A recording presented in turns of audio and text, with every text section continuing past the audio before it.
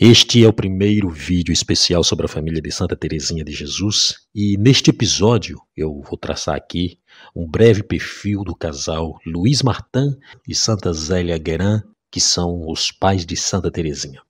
Teresinha do Menino Jesus e da Sagrada Face foi uma freira carmelita descalça francesa, conhecida como um dos mais influentes modelos de santidade para católicos e religiosos em geral, pelo seu jeito prático e simples de abordar a vida espiritual.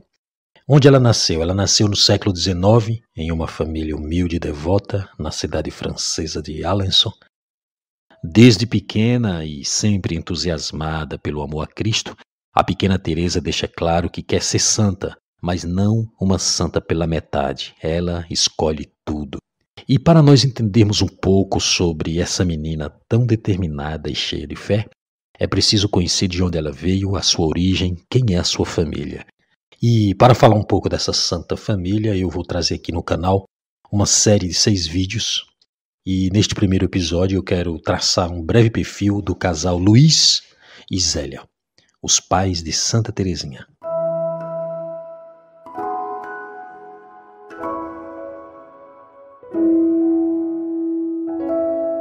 O matrimônio entre um homem e uma mulher é um dos caminhos deixados pelo Criador para se chegar à santidade. São uma só carne e, junto com seus filhos, são reflexo da Santíssima Trindade. Luiz e Zélia eram pessoas devotas desde muito jovens e durante sua juventude, e antes mesmo de se conhecerem, Maria Zélia queria levar uma vida religiosa ali no Mosteiro das Filhas da Caridade de São Vicente de Paulo, enquanto Luiz sentia o mesmo desejo de dedicar sua vida a Deus, e ele foi para o mosteiro do Grande São Bernardo de Claraval. Porém, nenhum dos dois foi aceito, uma vez que Deus tinha outro plano para eles. Luiz Martin nasceu a 22 de agosto de 1823 e faleceu a 29 de julho de 1894, com 71 anos de idade.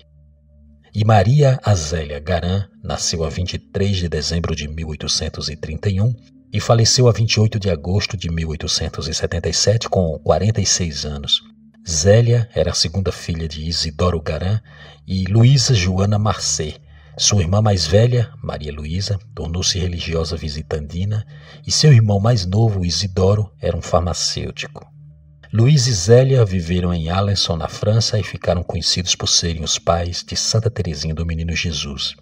Luiz tinha a profissão de relojoeiro e Zélia era rendeira. Ambos eram filhos de militares e educados em ambiente disciplinado e muito rigoroso. A educação deles tinha forte cunho religioso. Ele foi educado nos irmãos das escolas cristãs e ela nas irmãs da adoração perpétua. Ambos vão nutrir desde cedo o desejo profundo de servir a Deus através da vida religiosa. Então Luiz foi até mesmo pedir para ser admitido entre os cônegos regulares de Santo Agostinho, do hospício do mosteiro do Grande São Bernardo, nos Alpes suíços, mas as coisas não saíram como ele esperava. Era o ano de 1845, Luiz tinha então 22 anos de idade, e este era o momento dele optar, ou pelo matrimônio ou pelo sacerdócio. Ele preferiu o claustro. Visitou então o mosteiro de São Bernardo de Claraval e ali o prior recebeu Luiz afavelmente, dialogou com ele sobre os motivos de sua viagem, sobre a sua família e os seus antepassados. Luiz não tinha cursado o ciclo de formação clássica, o que era um inconveniente para quem queria ser monge. E ao saber que o conhecimento da língua latina era indispensável, Luiz ficou muito decepcionado. Depois dessa recusa, ele fez várias tentativas tentando ser monge, mas todas foram infrutíferas. E além disso, uma doença obrigou o jovem a deixar os seus amados livros, seus estudos, e a dedicar-se a ocupações menos absorventes. Ele viu neste acontecimento uma indicação providencial e dedicou-se novamente à sua arte, que era a arte de relojoaria. Luiz vai viver durante 3 anos em Paris para aperfeiçoar-se no ofício de relojoeiro, mudando depois para Alençon a fim de exercer a profissão. Naquele período, o ar na capital francesa estava impregnado de impulsos revolucionários. Paris era naquele momento conhecida como a moderna Babilônia. Por aí podemos imaginar o estilo de vida que ali se vivia. E viver num ambiente assim foi uma verdadeira prova para o jovem Luiz. Logo, Não demorou muito para que ele ficasse insatisfeito com o clima da cidade e transferiu-se definitivamente para Alençon, onde trabalhou na relojoaria e, apesar de perder boas vendas, ele nunca abre a sua loja aos domingos, pois pretende nesse dia consagrar somente ao Senhor indo à missa. Ele não se envergonha da sua fé, frequenta a missa em vários dias da semana, vai à adoração noturna, participa em peregrinações, enfim. É um rapaz elegante, olhos claros, porte afável, requisitos que não deixam indiferente as moças de Alençon, mas ele parece ignorá-las. Vive um pouco meio isolado com seus livros, passa horas em retiros de leituras, meditação e a cuidar do jardim. E quanto a Zélia? Zélia, ela tenta entrar também para a ordem das Filhas da Caridade de São Vicente de Paulo, mas é dissuadida pela Madre Superiora a despeito desse desejo. Ela, depois de passar um tempo ajudando a mãe na loja da família, vai se especializar no ponto de Alençon, na escola de tecelões e rendas, abrindo ela mesma uma pequena fábrica de rendas onde vai obter relativo sucesso. Em suas cartas, Zélia deixa transparecer que em sua infância teve pouco afeto em seu círculo familiar e diz que essa época de sua vida foi muito triste, triste como um lençol mortuário. Dos 7 aos 12 anos ela vai sofrer continuamente com doenças e na adolescência é afligida por forte enxaqueca. Nesses sintomas é possível a gente observar a fragilidade emocional sempre presente na constituição dessa criança. Por outro lado, Zélia teve uma educação muito boa junto às irmãs da adoração perpétua e isso vai possibilitar com que ela seja uma pessoa mais forte, tendo em vista o relato da vida familiar e as suas consequências. Ela tinha tendência a ficar angustiada, escrupulosa, sem autoconfiança, muito sensível e frágil. E para compensar tais características, vemos nela uma busca profunda por Deus. Ela buscava o absoluto, não com o objetivo de evitar o sofrimento, mas porque ela descobre que o vazio da alma só pode ser preenchido por Deus, e que esse vazio estaria presente mesmo que ela tivesse a infância e vivência mais perfeitas quanto possível. E é dessa forte relação com Deus que Zélia tem um intenso desejo de ser religiosa ainda antes de completar os 20 anos. Ela vai escolher as Filhas da Caridade de São Vicente de Paulo. E essa escolha pode revelar aspectos de generosidade e de atividade. Apesar de sua introspecção, Zélia apresenta esses impulsos de seu temperamento que a levam para fora de si, em direção ao outro, e impedem que se feche em si mesma. Ela tentou a todo custo a vida religiosa, mas foi impedida pela Madre Superiora. A Superiora foi muito clara em dizer que ali não era o lugar de Zélia. Diante disso, pode-se imaginar a dor da pobre moça que ansiava ardentemente entregar toda a sua vida como esposa de Cristo. A partir desse momento, Zélia vai viver o extraordinário em sua vida. Ela, que apresentava características de uma pessoa introvertida, introspectiva e melancólica, não baixou a cabeça e não se debruçou sobre sua própria desilusão. Pelo contrário, ela aprendeu algo muito importante no seio familiar, que foi a obediência. E em sua relação com Deus, essa obediência vai sendo aprimorada. Não é a obediência da opressão que ela conhece, mas a obediência do amor. Dessa maneira, ela resolve aceitar a postura da Madre Superiora e vai em busca de um trabalho. Mais uma vez, vemos presente o aspecto ativo de sua personalidade, aprimorado pela graça divina. Certamente, ela vai enfrentar esses passos decisivos de sua vida a partir da oração, ou seja, a partir da sua experiência íntima com Deus. Ouso dizer que nenhum dos seus passos foi dado sem invocar a Virgem Maria. É verdade que o casal se viu recusado, e este foi talvez uma das dores que marcaram a família Martin. E nas famílias sempre a cruz, mas depois da cruz existe a ressurreição. O santo casal fez das dores e das tribulações do dia a dia um caminho de santidade. Entretanto, Zélia, com a receita da sua empresa, manteve toda a família, vendendo rendas para a alta sociedade parisiense. Aqui cabe um breve comentário sobre essa profissão de Zélia. Em sua biografia oficial conta-se que Zélia ouviu uma voz interior que lhe pedia para fazer a renda de Alençon.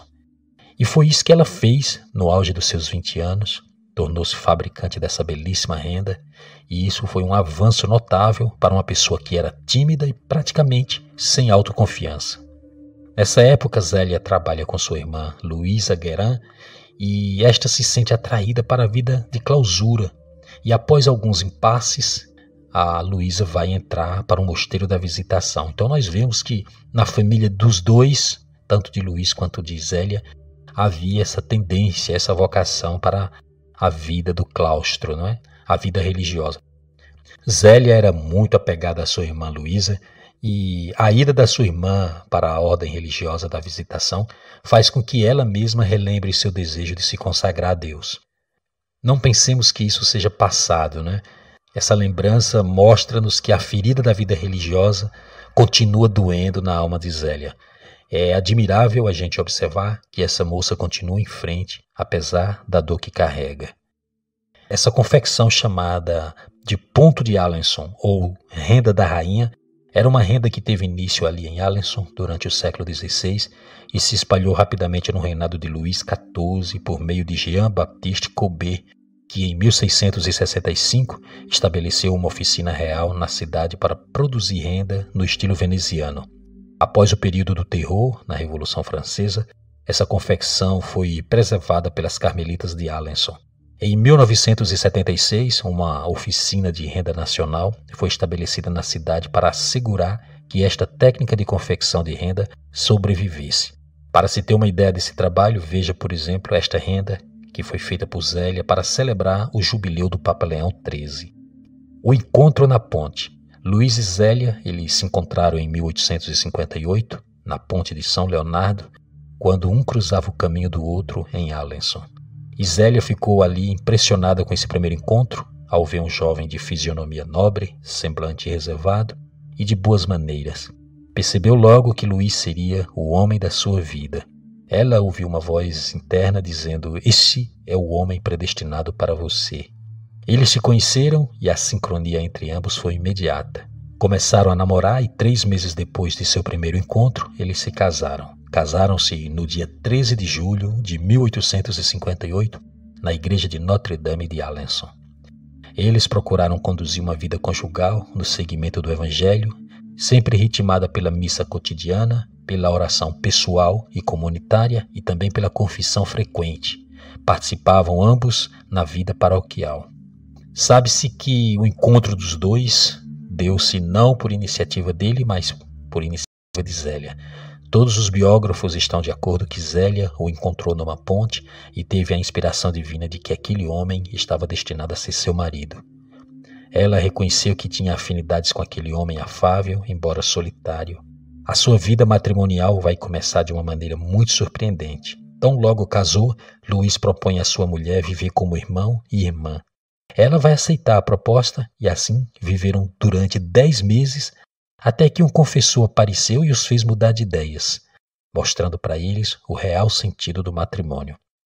Depois desse encontro com o confessor, o fato é que entre os anos de 1859 e 1870, ou seja, em 11 anos, eles tiveram 9 filhos. Nestes anos, os nascimentos e mortes vão alternar-se a um ritmo acelerado. Nesta segunda metade do século XIX, a mortandade infantil é uma praga.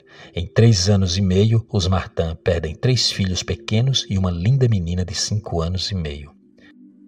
Nesse período, os filhos do casal Martin foram os seguintes: Maria Luísa nasceu em 1860, Paulina em 1861, Maria Leônia em 1863, Maria Helena em 1864, mas faleceu 6 anos depois.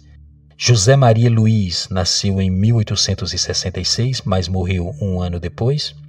José João Batista nasceu em 1867, morreu também com 1 ano.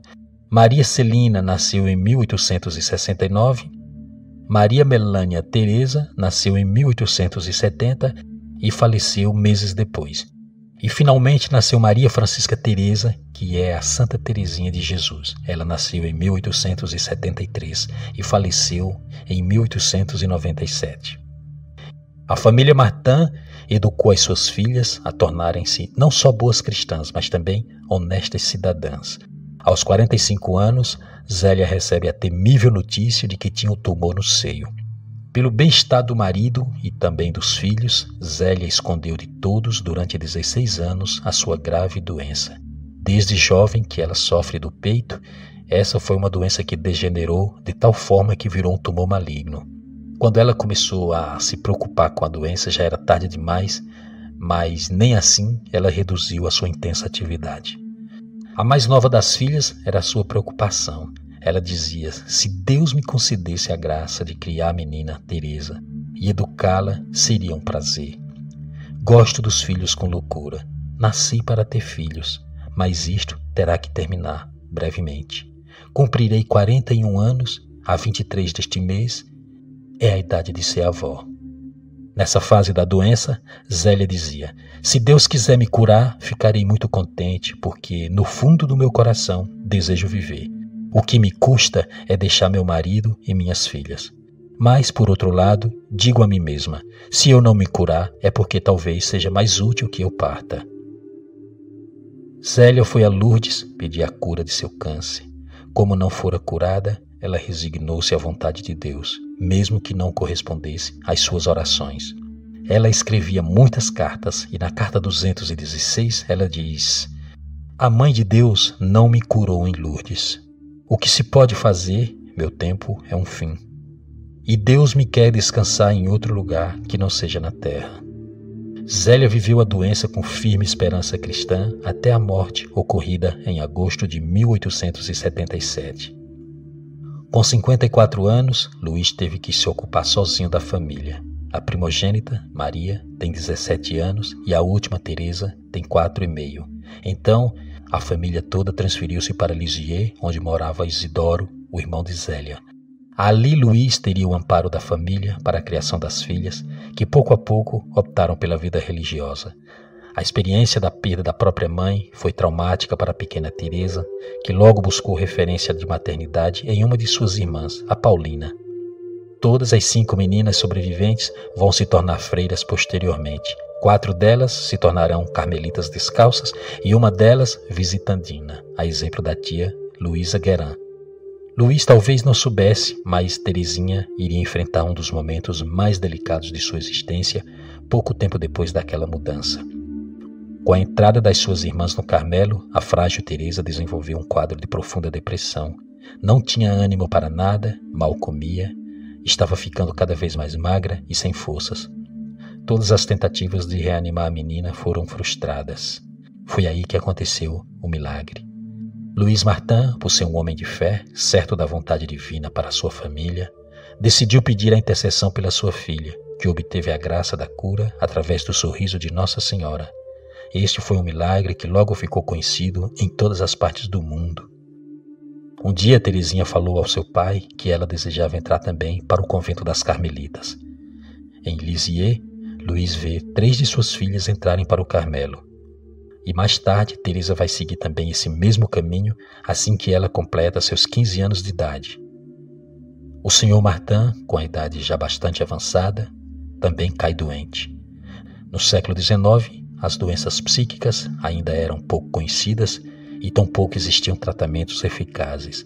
Alguns anos mais tarde, quando Teresinha já estava no Carmelo, Luís Martin desenvolveu esquizofrenia e teve uma vida conturbada com alucinações, delírios e poucos momentos de lucidez.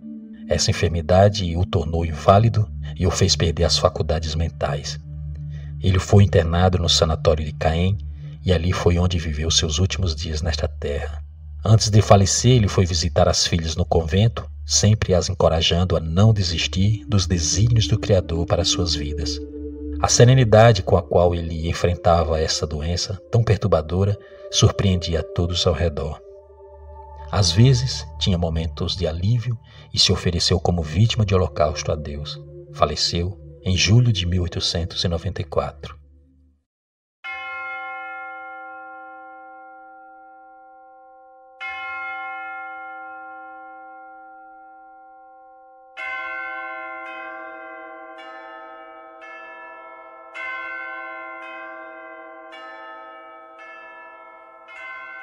Segundo relatos de pessoas mais próximas à família, mesmo em meio às maiores adversidades, Os Martin permaneciam serenos, abertos às obras de caridade, separando parte da renda da casa aos mais necessitados e à Santa Igreja. As enfermidades nunca foram desculpas para que os membros daquela família tivessem um coração mesquinho e fechado. As diversas tribulações pelas quais eles passaram não paralisavam aqueles que sabiam que essa jornada terrena é passageira. E o diferencial da família de Santa Teresinha é justamente esse: foi a vivência da alegria e da serenidade diante dos desafios da vida. Os membros daquele corpo comunitário tinham a certeza do céu. A beatificação do casal pela Igreja Católica aconteceu no dia 19 de outubro de 2008, em cerimônia realizada na Basílica de Lisieux, e essa basílica, que também foi dedicada à sua filha Teresa e presidida pelo cardeal José Saraiva Martins. Nessa ocasião, o cardeal declarou: entre as vocações para os quais os homens são chamados pela divina providência, o matrimônio é uma das mais nobres e elevadas. Luís e Zélia compreenderam que podiam santificar-se, não obstante o matrimônio, mas através do matrimônio, e que a sua união deveria ser considerada como o início de uma elevação conjunta. A canonização do casal aconteceu em Roma, na cidade do Vaticano, a 18 de outubro de 2015, pelo Papa Francisco, em meio ao Sínodo Ordinário dos Bispos, que tratou do tema da família. Luís e Zélia se tornou o primeiro casal a ser canonizado juntos na história da Igreja. A memória litúrgica do casal é celebrada anualmente no dia 12 de julho. Os santos esposos Luís Martin e Zélia Garan viveram o serviço cristão na família, construindo dia após dia um ambiente cheio de fé e amor. E neste clima germinaram as vocações das filhas, nomeadamente a de Santa Teresinha do Menino Jesus. Os papas sempre exaltaram o casal Luís e Zélia, que nos deu uma grande santa e doutora da Igreja. E com isso os papas eles vão corrigir aquela ideia errada que se tem de que o matrimônio é sempre um empecilho para a santidade. Pelo contrário, a família é a pedra fundamental da sociedade, e sempre que a família está cheia de egoísmo, pode ter certeza de que a sociedade entra em colapso, em declínio evidente. Ao descrever como eram seus pais, Teresinha dirá não apenas uma, mas várias vezes que seus pais eram incomparáveis. Ela disse: o bom Deus deu-me um pai e uma mãe mais dignos do céu que da terra.